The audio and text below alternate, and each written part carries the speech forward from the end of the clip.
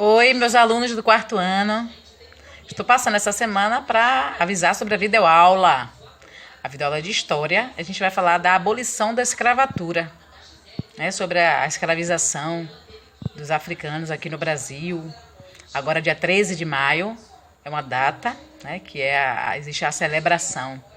Então, para a reflexão, na verdade, desse povo que tanto sofreu. Fique aí que a aula já vai começar, tá bom? Então, vamos lá para a nossa aula de hoje. História. Nosso assunto, abolição da escravatura. Então, tá chegando a data de comemoração, né, de celebração dessa data. Vamos falar um pouquinho sobre o que foi essa abolição. Então, ela acontece, gente, com a vinda dos africanos do continente da África para cá para o Brasil. Eles vinham nos navios negreiros, como vocês estão vendo aí. Tá? Então eram navios de carga para transporte de pessoas escravizadas, especialmente os escravizados africanos. Isso ocorreu até o século XIX. Quem lembrou aí desse século? Será que lembrou? Então assim, as pessoas elas não tinham nenhuma dignidade nesse tipo de transporte. Elas vinham amontoadas, sem água, sem comida, tratados muito mal, sabe? Eram tratados como nada, em condições subhumanas, muito triste mesmo. E com isso, caso alguém ficasse doente, vários ficariam doentes também. E se houvesse o falecimento, né, de alguém durante a viagem, os corpos eram jogados no mar. E aí eles vinham aqui, né? Eram trazidos para cá para poder trabalhar nas lavouras, as lavouras de cana-de-açúcar, de café e trabalhar também no garimpo do ouro. Tá?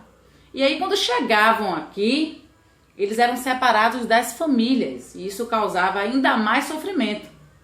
Ainda sofriam de banzo, que era a saudade da terra. Então além de estar separado da família, tinha a saudade da terra natal deles. Tá? E aí, quando chegavam aqui, eles eram vendidos nos mercados como objetos.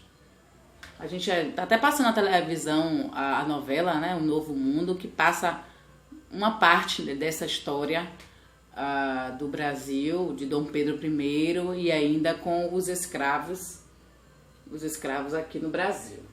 Tá? Aí é um navio negreiro por dentro. E aí você vê que na parte de baixo aqui, ó, a parte do compartimento, guardava, né, as comidas, a água, esse café. Aqui bem baixinho é o café. Nesse segundo compartimento aqui, as pessoas, né, que ficavam amontoadas, e a parte de cima é onde via o mar, né, aquela parte de cima onde tinha as velas. Então eles iam amontoados ali, né? Muito triste. E aí chegando aqui, eles sempre, assim, resistiam, apresentavam resistência para essa situação de escravidão. E alguns fugiam. Aí os que diziam que eram donos, anunciavam nos jornais locais os escravos. Ou que fugiram ou que estavam vendendo aí, ó. Um mulato bonito, um bonito mulato, alfaiate, bom copeiro, 21 anos de idade. Quem pretender, dirija-se à rua Consolação e tal. A outra, vende-se um escravo de cor preta, 17 anos de idade, prendado e sem defeito.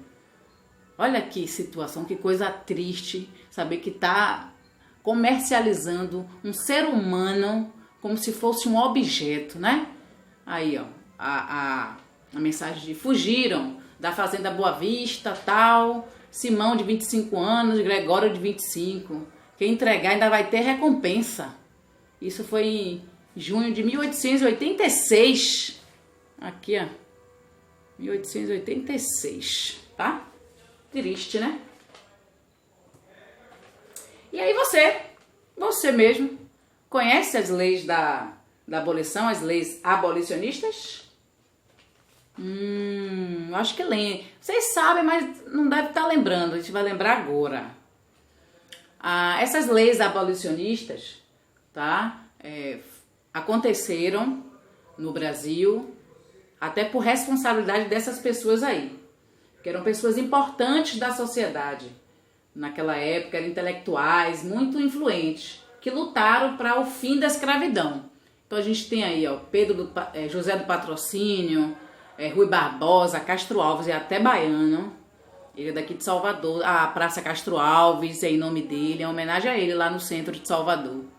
Então Joaquim Nabuco, então são várias pessoas influentes da época que são chamados de abolicionistas, ajudaram para acabar essa escravidão.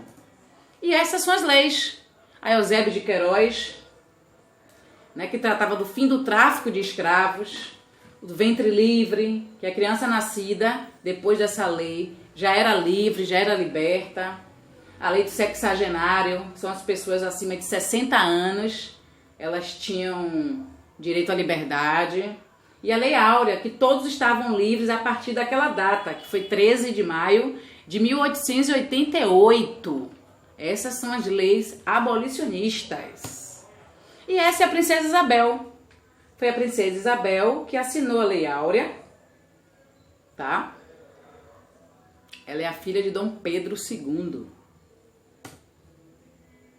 O evento da assinatura da Lei Áurea, no momento que ela assinou. Esse é o documento da Lei Áurea. O jornal da época, a matéria de capa informando a extinção da escravidão, o número da lei, não é? Lei 3353, de 13 de maio de 88. Tá vendo? É importante informar, gente, que naquela época o Brasil e Cuba eram os países que ainda tinham escravidão. Isso lá pelo século XIX, pelo ano de 1880. Todo mundo no mundo já tinha acabado com a escravidão, só aqui na parte da América, que só tinha Cuba e Brasil que ainda tinha essa escravidão, tá? E aí assinada a Lei Áurea por Princesa Isabel, foi o fim. Foi uma adaptação que levou um tempo, porque os fazendeiros ainda ficaram chateados, não aceitavam. Então os escravos como libertos, eles ainda não eram aceitos na sociedade, então houve um tempinho ainda para tudo se normalizar, mas aconteceu, tá? Aí estão as atividades, vocês podem pausar o vídeo para copiar no caderno. Atenção, que tudo vale ponto.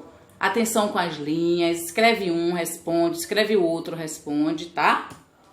Hashtag fique em casa. Arrase, brilhe, confie, foque e força. Até a próxima aula, hein? Tchau, tchau!